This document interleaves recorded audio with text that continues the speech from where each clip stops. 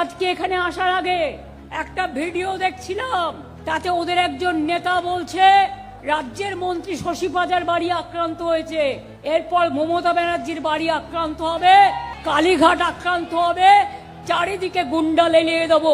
আমরা বলি বুকের পাটা থাকলে দেখা, লড়ে নেব। এদের মধ্যে কোনো শ্রদ্ধা নেই, সৌজন্য নেই, ভালোবাসা নেই, রাজনীতি নেই। মাথাগুলো হয়ে গেছে একেবারে শুষ্ক মরুভূমি। মিটিং করার আগে আপনারা কি করলেন? শশী পাজার বাড়িতে গিয়ে হামলা করলেন। লজ্জা থাকা উচিত। লজ্জা, ঘৃণা, ভয় তিন থাকতে নয়। আপনাদের প্ররোচনায় হামলার বদলে আমরা করব না, কিন্তু মনে রাখবেন অনেক সহ্য করেছি। আগের বার বলেছিলাম 2011-য় বদলা নাই, বদল চাই। আর এবার বলছি বিজেপি হাটাও, দেশ বাঁচাও, বিজেপিকে বয়কট করো।